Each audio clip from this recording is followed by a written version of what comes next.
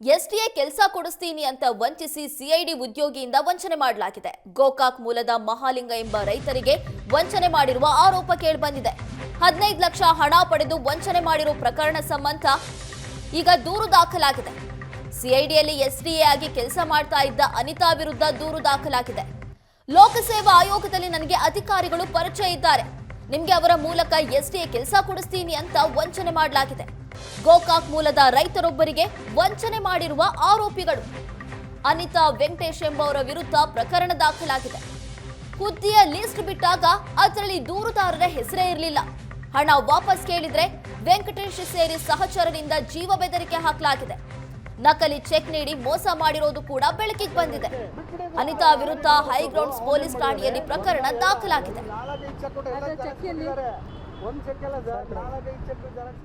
ಅಲ್ರಿ ಅವ್ರು ಏನಂತಾರೆ, ನೀನು ಪೇಮೆಂಟ್ ಇಸ್ಕೊಂಡು ಬಾರಪ್ಪ, ಈಗ ಕೆಲಸ ಅಂತ ಆಗಿಲ್ಲ ನಿಂದ. ಸ್ವಾಭಾವಿಕ ಹೇಳ್ತಾರೆ. ಫಸ್ಟ್ ಲಿಸ್ಟ್ ಅಂತ್ರಿ, ಅದು ಲಿಸ್ಟ್ ಬಂದೋಯ್ತು. ಸೆಕೆಂಡ್ ಅಡಿಷನಲ್ ಇರ್ತಾ ಫಸ್ಟ್ ಲಿಸ್ಟಾಗ ಬರ್ತೈತೆ ಮೇಡಮ್. ಇದು ಇಲ್ಲಿ ಕೂತಾಗ ಹೇಳಿದ್ರಿ ಮೇಡಮ್, ಇದೇ ಚೇಂಬರ್ ಮೇಲೆ ಕೂತಾಗ್ರಿ ಈ ಸದ್ದ ಬರೋದು ನಿಮ್ದು ಅಡಿಷನಲ್ ಲಿಸ್ಟ್, ಆ ಥರ ಲಿಸ್ಟ್ನಾಗ ಹೆಸರು ಇರ್ತೈತೆ ತಂದಿರಿ ನೀವು. ಆ ಲಿಸ್ಟ್ ನೋಡ್ರಿ.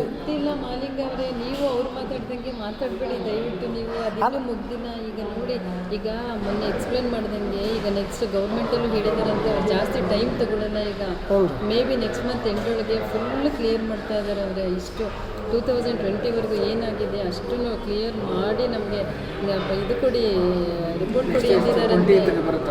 ದುಡ್ಡು ಸರ್ ₹1 ಹೆಚ್ಚು ಕಡಿಮೆ ಆಗಲ್ಲ ಸರ್, ಬಟ್ ಸ್ವಲ್ಪ ಟೈಮ್ ತಗೊಳುತ್ತೆ. ಅವ್ರದ್ದು ಫಾರ್ಮಾಲಿಟೀಸ್ ಇದ್ದಾಗ ಮುಗಿಸ್ಕೊಂಡು ಕೊಡ್ತಾರೆ. ಅದಕ್ಕಿಂತ ನಾನು ಚೆಕ್ ಅಪ್ಲೈ ಮಾಡಿ ಅದೇ ಒಂದು ಕೊಟ್ಬಿಡೋದು. ಆಮೇಲೆ ನೆಕ್ಸ್ಟ್ ಮಂತ್ 20ವರೆಗೂ ವೇಟ್ ಮಾಡೋಕ್ಕೆ ನೆಕ್ಸ್ಟ್ ಮಂತ್ ಎಂಡ್ ಸರ್. ಅವ್ರಿಗೆ ಒಂದು ಸ್ವಲ್ಪ ಒಂದು ವಾರ ಜಾಸ್ತಿ ಮಾಡ್ಕೋಬೇಕು ಸರ್. ನಾನು ಏನು ಗೊತ್ತಾ ಸರ್, ಬೇರೆ ಯಾವುದಾದ್ರೂ ಬಂದಿದ್ದರೆ ಹೇಳ್ತೀನಿ ಕೇಳಿ. ಯಾವ್ದಾದ್ರು ಬಂದಿದ್ದರೆ ನಾನು ಇವ್ರಿಗೆ ಕೊಟ್ಬಿಟ್ಟು ನಾನು ಬೇರೆದು ಮ್ಯಾನೇಜ್ ಮಾಡ್ಕೋತಾ ಇದ್ದೆ.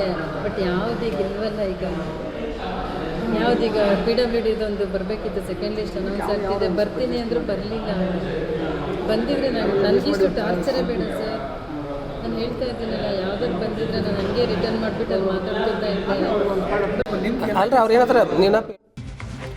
ಸಾಂಸ್ಕೃತಿಕ ನಗರಿಯಲ್ಲಿ ದಿನಕ್ಕೊಂದು ಡ್ರಗ್ಸ್ ಫ್ಯಾಕ್ಟರಿ ಪತ್ತೆಯಾಗ್ತಿದೆ. ಮೈಸೂರಿನಲ್ಲಿ ಡ್ರಗ್ಸ್ ಹಾವಳಿ ತಡೆಗಟ್ಟುವ ನಿಟ್ಟಿನಲ್ಲಿ ಪೊಲೀಸರು ವಿಫಲವಾಗಿದ್ದಾರೆ.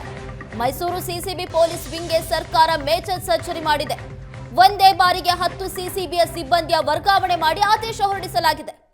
ವರ್ಗಾವಣೆ ಮಾಡಿ ಆದೇಶ ಮಾಡಿದ ಕಮಿಷನರ್ ಸೀಮಾ ಲಾಟ್ಕರ್ ಸಾಕಷ್ಟು ದಿನಗಳಿಂದ ಕೆಲಸ ಮಾಡ್ತಾ ಇದ್ದ ಸಿಬ್ಬಂದಿಗಳನ್ನ ವರ್ಗಾವಣೆ ಮಾಡಲಾಗಿದೆ. ವರ್ಗಾವಣೆಯಾದ ಹಲವರ ಮೇಲೆ ಗಂಭೀರ ಆರೋಪ ಕೇಳಿಬಂದಿತ್ತು.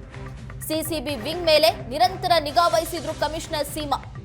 ಡ್ರಗ್ಸ್ ಫ್ಯಾಕ್ಟರಿ ಲ್ಯಾಬ್ ಇದ್ರೂ ಕೂಡ ಸಿಸಿಬಿ ಪೊಲೀಸರು ಕಂಡು ಹಿಡಿಯುವಲ್ಲಿ ವಿಫಲವಾಗಿದ್ದಾರೆ. ಆ ನಿಟ್ಟಿನಲ್ಲಿ ಸರ್ಕಾರ ಆದೇಶ ಹೊರಡಿಸಿದೆ. 10ಕ್ಕೂ ಹೆಚ್ಚು ಅಧಿಕಾರಿಗಳನ್ನ ವರ್ಗಾವಣೆ ಮಾಡಿ ಆದೇಶ ಹೊರಡಿಸಲಾಗಿದೆ. ಮೈಸೂರಿನಲ್ಲಿ ನಿರಂತರವಾಗಿ ಡ್ರಗ್ಸ್ ಜಾಲ ಆಕ್ಟಿವ್ ಆಗ್ತಾ ಇದೆ, ಆದರೂ ಕೂಡ ಯಾವುದೇ ಕ್ರಮ ಕೈಗೊಳ್ತಾ ಇಲ್ಲ. ಈ ನಿಟ್ಟಿನಲ್ಲಿ ಕಮಿಷನರ್ ಸೀಮಾ ಲಾಟ್ಕರ್ ಆದೇಶ ಹೊರಡಿಸಿದ್ದಾರೆ. 10ಕ್ಕೂ ಹೆಚ್ಚು ಅಧಿಕಾರಿಗಳನ್ನ, ಅದು ಕೂಡ ಹಲವಾರು ವರ್ಷಗಳಿಂದ ಕೆಲಸ ಮಾಡ್ತಾ ಇದ್ದ ಅಧಿಕಾರಿಗಳನ್ನ ಈಗ ವರ್ಗಾವಣೆ ಮಾಡಲಾಗಿದೆ. ನಿರಂತರವಾಗಿ ಸಿಸಿಬಿ ಪೊಲೀಸರ ಮೇಲೆ ಕಮಿಷನರ್ ಕಣ್ಣನ್ನ ಇಟ್ಟಿದ್ದು. ಇವರ ಮೇಲೆ ಹಲವಾರು ಆರೋಪಗಳು ಕೂಡ ಕೇಳಿಬಂದಿತ್ತು. ಆ ನಿಟ್ಟಿನಲ್ಲಿ ಕ್ರಮ ಕೈಗೊಳ್ಳಲಾಗಿದೆ. ಡ್ರಗ್ಸ್ ತಡೆಗಟ್ಟುವಲ್ಲಿ ಸಿಸಿಬಿ ಪೊಲೀಸರು ವಿಫಲವಾಗಿತ್ತು.